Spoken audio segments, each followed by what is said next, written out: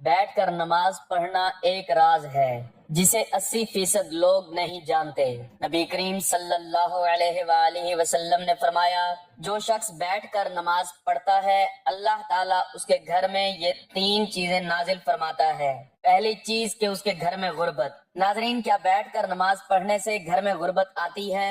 نبی کریم صلی اللہ علیہ وآلہ وسلم نے فرمایا، جو بوڑھے حضرات یا نوجوان بیٹھ کر نماز پڑھتے ہیں ان کے گھر اللہ تعالیٰ یہ 3 چیزیں نازل فرماتا ہے۔ پیارے دوستو، نماز دین اسلام کا سب سے اہم رکن ہے جو بندے کو براہ راست اللہ تعالیٰ سے جوڑتی ہے، لیکن بعض اوقات انسان بیماری، کمزوری یا کسی عذر کی وجہ سے کھڑے ہو کر نماز ادا کرنے سے قاصر ہوتا ہے۔ ایسے میں سوال پیدا ہوتا ہے کہ بیٹھ کر نماز پڑھنے کا کیا حکم ہے؟ کیا یہ جائز ہے؟ کیا اس سے نماز کی فضیلت میں کمی آتی ہے؟ کیا بیٹھ کر نماز پڑھنے سے وہی ثواب ملے گا جو کھڑے ہو کر پڑھنے میں ہے؟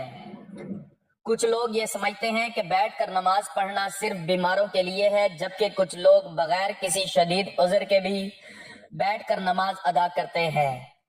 ایسے میں یہ جاننا ضروری ہے کہ شریعت میں نبی کریم صلی اللہ علیہ وآلہ وسلم نے اس بارے میں کیا فرمایا، صحابہ کرام اور فقہا کا کیا موقف ہے، اور کس حالت میں بیٹھ کر نماز پڑھنا جائز ہے اور کب ناجائز ہو جاتا ہے۔ اس ویڈیو میں ہم قرآن و حدیث کی روشنی میں ان تمام سوالات کے جوابات تفصیل سے سمجھیں گے تاکہ کوئی بھی غلط فہمی باقی نہ رہے اور ہم اپنی نماز کو شریعت کے مطابق درست ادا کر سکیں۔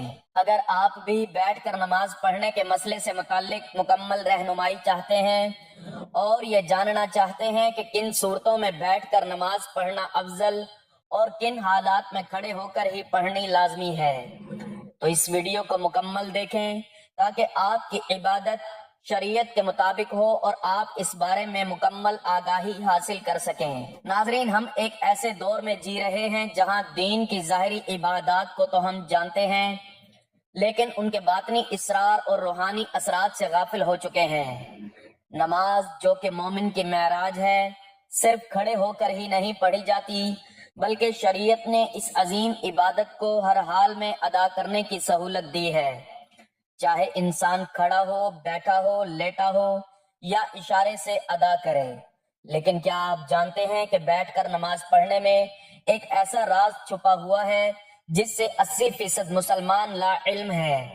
یہ کوئی عام بات نہیں کہ نبی کریم صلی اللہ علیہ وآلہ وسلم نے خود اس طریقہ عبادت کو اختیار کیا اور اسے امت کے لیے بھی آسان بنا کر پیش کیا۔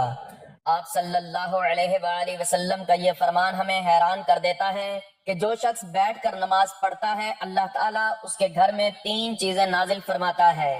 سوچئے، ایک ایسا عمل جو بظاہر کمزور یا معذور افراد کے لیے رعایت کے طور پر دیا گیا ہو، اس میں اللہ تعالیٰ نے ایسی روحانی برکتیں چھپا رکھی ہوں جو عام آنکھ سے نظر نہیں آتی۔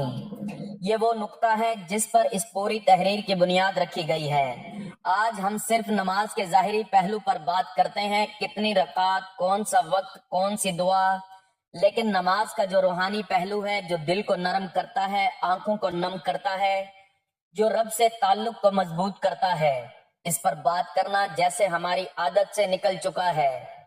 بیٹھ کر نماز پڑھنا اسی روحانیت کی ایک چھپی ہوئی کنجی ہے۔ آج کے اس دور میں جہاں جسمانی کمزوری، بڑھاپا، بیماری یا دنیاوی مصروفیات کی وجہ سے بہت سے لوگ مکمل قیام کے ساتھ نماز ادا نہیں کر پاتے، ان کے لیے شریعت کی طرف سے یہ سہولت ایک رحمت ہے، مگر بہت کم لوگ جانتے ہیں کہ یہ سہولت صرف چلو کوئی بات نہیں بیٹھ کر پڑھ لو کے زمرے میں نہیں آتی، بلکہ اس کے پیچھے ایک خاص ربانی راز پوشیدہ ہے۔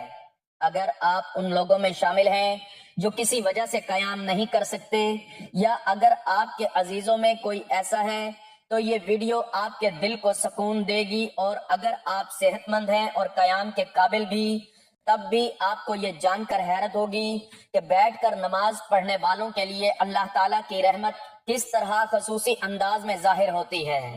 ناظرین، ہماری آج کی ویڈیو صرف معلومات کا خزانہ نہیں بلکہ دلوں کو جھنجھوڑنے، آنکھوں کو نم کرنے اور دل میں محبت الہی جگانے والا ایک تحفہ ہے۔ آئیے اس راز سے پردہ اٹھاتے ہیں اور بیٹھ کر نماز پڑھنے کی روحانی پہلو کو سمجھتے ہیں تاکہ ہم اس عمل کی عظمت کو پہچان سکیں، اس سے محبت کریں اور اسے اپنائیں اگر ضرورت ہو یا نہ ہو۔ اسلام ایک ایسا دین ہے جو ہر انسان کی حالت، ضرورت اور مجبوری کو مد نظر رکھتا ہے۔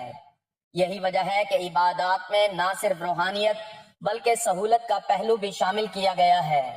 نماز جیسی عظیم عبادت میں اللہ تعالیٰ نے اپنے بندوں کو مختلف حالات میں ادا کرنے کی اجازت دی ہے، کھڑے ہو کر، بیٹھ کر، لیٹ کر اور حتیٰ کہ اشارے سے بھی۔ مگر جب بات بیٹھ کر نماز پڑھنے کی آتی ہے تو اکثر لوگ اسے صرف معذور یا ضعیف افراد کی ضرورت سمجھتے ہیں، حالانکہ حقیقت اس سے کہیں زیادہ گہری ہے۔ حضرت عائشہ رضی اللہ تعالی عنہا سے روایت ہے کہ رسول اللہ صلی اللہ علیہ وآلہ وسلم اپنی عمر کے آخری ایام میں اکثر بیٹھ کر نماز پڑھتے تھے۔ یہ حدیث اس بات کا واضح ثبوت ہے کہ بیٹھ کر نماز پڑھنا محض رعایت نہیں بلکہ ایک سنت عمل بھی ہے۔ جب نبی کریم صلی اللہ علیہ وآلہ وسلم نے خود اسے اختیار فرمایا تو اس میں یقیناً کوئی خاص روحانی راز اور حکمت ضرور پوشیدہ ہے۔ بعض علماء کے نزدیک بیٹھ کر نماز پڑھنے سے بندہ عاجزی، انکساری اور خشوع میں مزید اضافہ کرتا ہے، کیونکہ وہ خود کو اللہ کے سامنے کمزور اور محتاج پاتا ہے۔ یہ وہی حالت ہے جس میں بندے کا دل زیادہ نرم ہوتا ہے، آنکھیں جلدی بھیگتی ہیں اور زبان زیادہ اخلاص سے دعا کرتی ہے۔ یہی وجہ ہے کہ بعض صوفیاء کرام اور اولیاء اللہ اپنی حالت صحت کے باوجود بھی بیٹھ کر نماز ادا کرتے تاکہ خشوع اور خضوع کا وہ درجہ حاصل ہو جس کی طلب حقیقی عبادت گزار کو ہوتی ہے۔ یہ روایت اہل ایمان کے لیے نہایت خوشخبری ہے کہ جو شخص کسی مجبوری، بیماری، کمزوری یا خشوع کی نیت سے بیٹھ کر نماز ادا کرتا ہے، اللہ تعالیٰ اس کے گھر کو 3 عظیم انعامات سے نوازتا ہے۔ یہ صرف دعویٰ نہیں بلکہ نبی کریم صلی اللہ علیہ وآلہ وسلم کی مبارک زبان سے نکلا ہوا وہ فرمان ہے جس پر ہر مسلمان کو مکمل یقین ہونا چاہیے۔ نبی کریم صلی اللہ علیہ وآلہ وسلم نے فرمایا، جو شخص بیٹھ کر نماز پڑھتا ہے اللہ تعالیٰ اس کے گھر میں 3 چیزیں نازل فرماتا ہے۔ نمبر 1، غربت کو دور کر دیتا ہے۔ نمبر 2، بیماریوں کو دور کر دیتا ہے۔